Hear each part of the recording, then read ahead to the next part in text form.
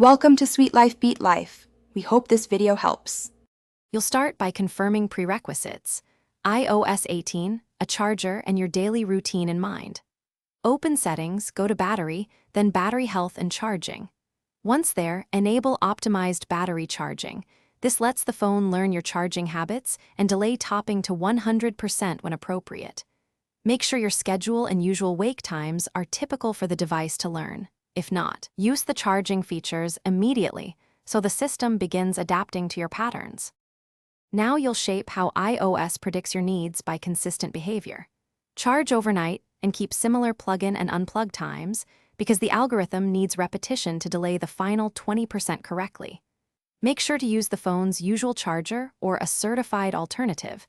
Erratic charging introduces noise into the learning data. Once done, check battery health occasionally to see optimized events logged.